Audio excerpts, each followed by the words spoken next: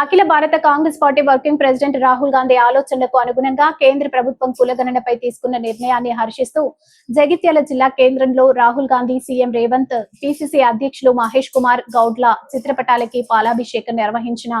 ప్రభుత్వ విప్ అడ్లూరి లక్ష్మణ్ కుమార్, మాజీ మంత్రి జీవన్ రెడ్డి, కాంగ్రెస్ పార్టీ నాయకులు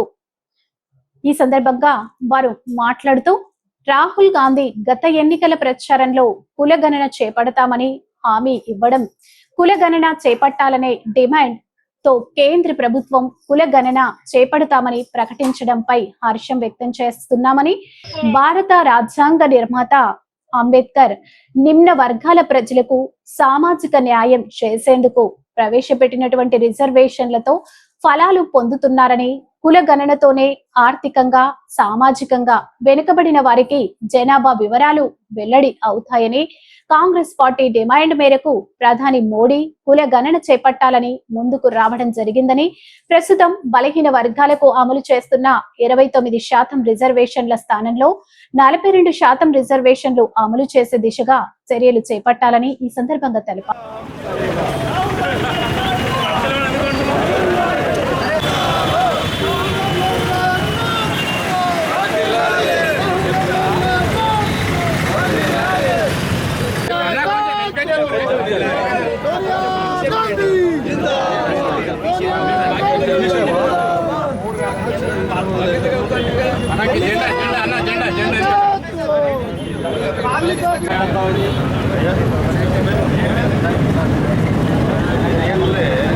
రాహుల్ గాంధీ గారి నాయకత్వం,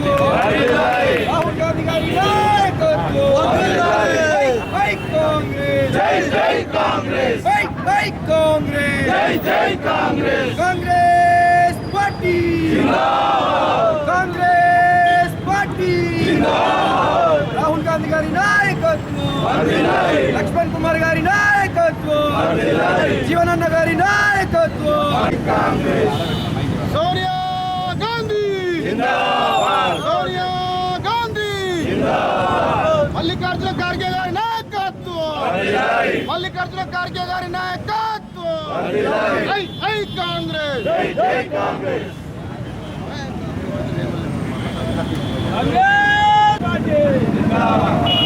జై జై కాంగ్రెస్, జై జై కాంగ్రెస్, రాజీవ్ గాంధీ, రాజీవ్ గాంధీ, 50 లక్షలు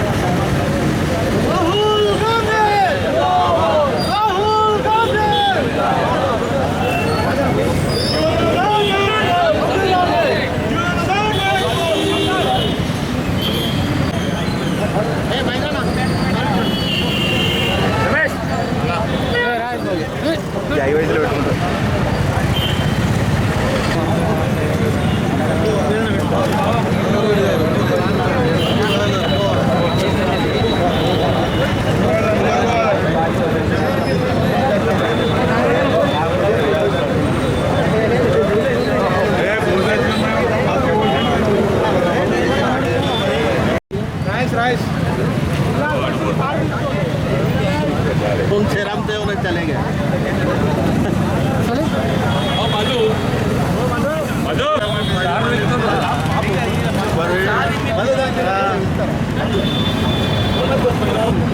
రాహుల్ గాంధీ గారి దేశంలో ఉన్నటువంటి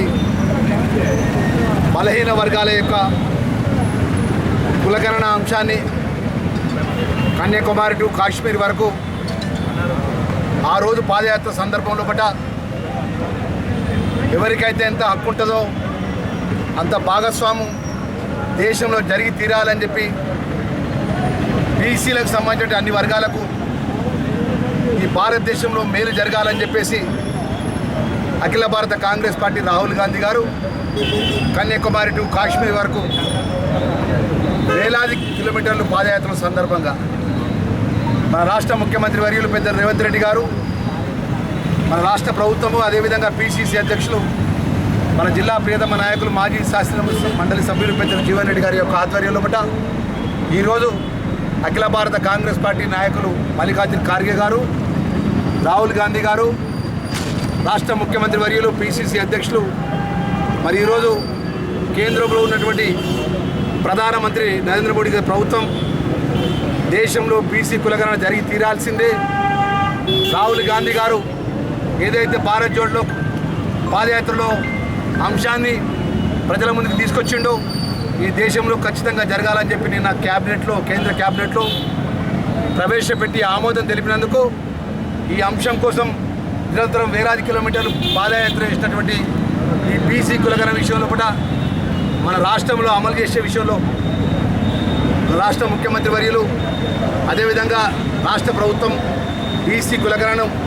రాష్ట్ర ప్రభుత్వం క్యాబినెట్లో ఆమోదం తెలిపి కేంద్రానికి పంపించినటువంటి నేపథ్యంలో రాహుల్ గాంధీ యొక్క నిర్ణయాన్ని అమలు చేసే యొక్క భారతీయ జనతా పార్టీ, కేంద్రంలో ఉన్నటువంటి కేంద్ర ప్రభుత్వము, ప్రధానమంత్రి గారి ఆధ్వర్యంలో జరిగిన క్యాబినెట్లో ఆమోదం తెలిపినందుకు మనస్ఫూర్తిగా నేను ప్రతి ఒక్కరికి కూడా జిల్లా కాంగ్రెస్ జగిత్యాల జిల్లా ప్రజల పక్షాన, బీసీల పక్షాన ధన్యవాదాలు తెలియజేసుకుంటూ, ఇంత మండుటెండలో కూడా మన కాంగ్రెస్ పార్టీకి సంబంధించినటువంటి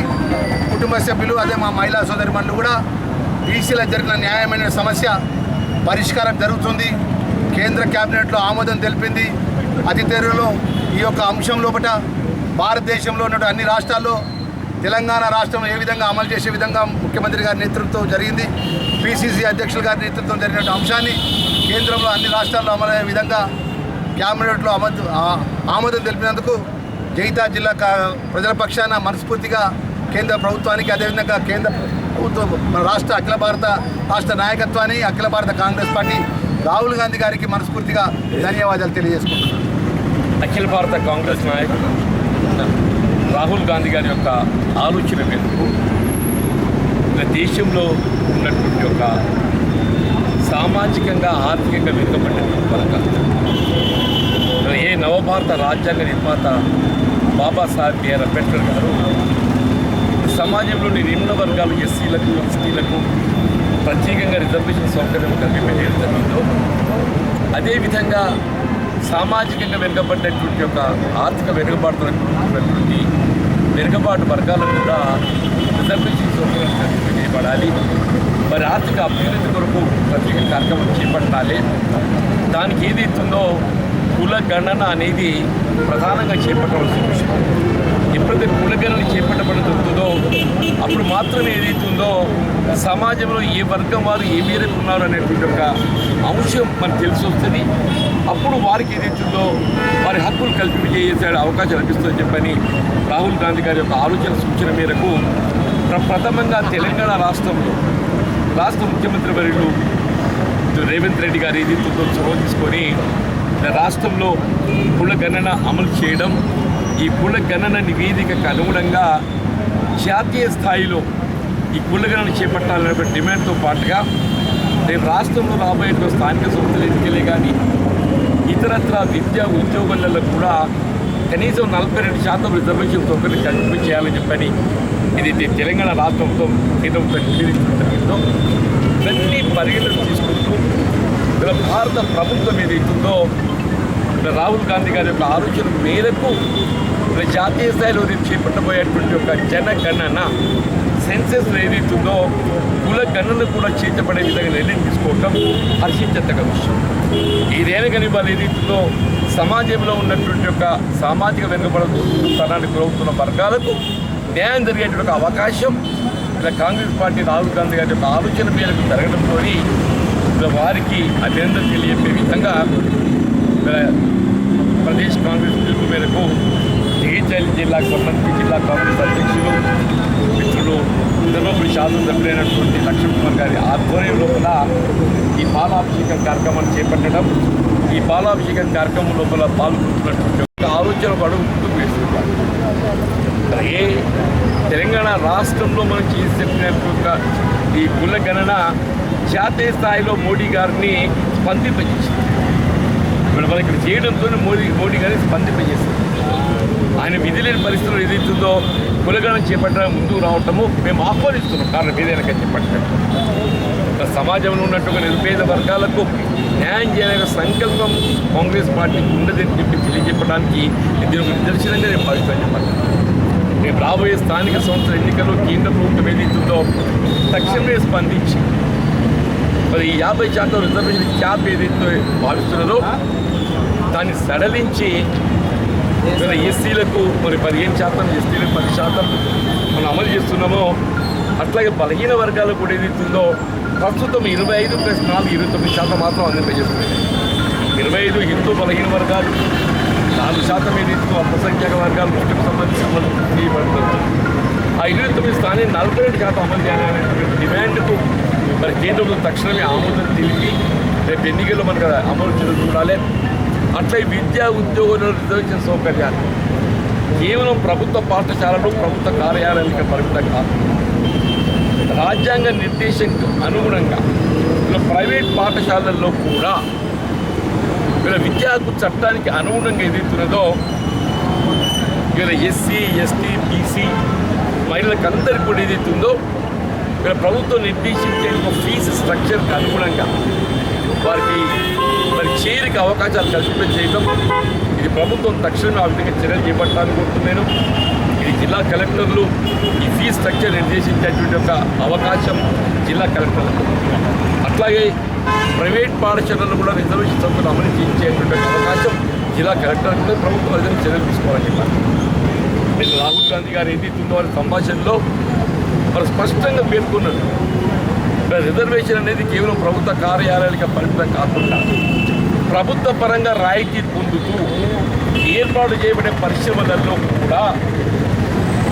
రిజర్వేషన్ అమలు చేయాలనేది అది అత్యవసరం అని చెప్పిన ఒక భావన రాహుల్ గాంధీ ఆ దిశగా ఏదైతుందో దాన్ని అమలు చేయాలని చెప్పిన కోరుతుందా. అట్లాగే ఎకనామికల్ వీకర్ సెక్షన్ వల్ల ఏదైతే అన్రిజర్వ్డ్ క్యాస్ట్ కొరకు పరిమితం చేస్తూ మన 10% రిజర్వేషన్ సౌకర్యం కల్పించేస్తుంది.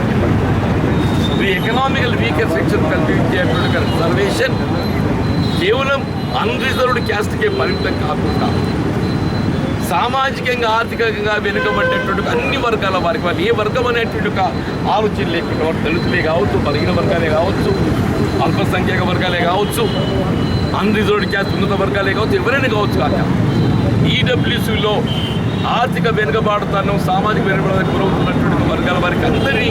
హక్కు కల్పింపజేయటం ప్రభుత్వ బాధ్యత పడతాం. ఆ దిశగా తెలంగాణ రాష్ట్రం ఏదైతుందో అడుగు ముందుకు వేయాలి. జాతీయ స్థాయిలో దేశానికి తెలంగాణ రాష్ట్రం మార్గదర్శకంగా నిలవాలని చెప్పడం. ఇలా కుల గణనలో ఏ విధంగా మార్గదర్శకంగా నిలిచిందో రిజర్వేషన్ సౌకర్యాల కల్పన అమల్లో కూడా తెలంగాణ రాష్ట్రం ఏదైతుందో ఆదర్శంగా నిలవాలని చెప్పని పేర్కొంటూ ముఖ్యంగా లక్ష్మణ్ కుమార్ గారు ఏదైతుందో వల్ల మరి చొరవ తీసుకుని జిల్లా కాంగ్రెస్ అధ్యక్షులుగా ఈ కార్యక్రమాన్ని ఇంత పెద్దెత్తున నిర్వహించేసి ఇలా ప్రదేశ్ కాంగ్రెస్ అధ్యక్షుడు మహేష్ కుమార్ గౌడ్ గారి యొక్క ఆదేశాలకు అనుగుణంగా ముఖ్యంగా నిమ్న వర్గాలు, దళితులకు సంబంధించి, బలహీన వర్గాలకు సంబంధించి వాళ్ళ హక్కులు కల్పింపజేయడంలో కాంగ్రెస్ పార్టీ రాహుల్ గాంధీ గారు చేపట్టిన కార్యక్రమం సమాజం ప్రజల్లో తీసుకుపోవడానికి కొరకు ఈ పాలాభిషేకం కార్యక్రమాన్ని వారు చేపట్టడం జరిగింది.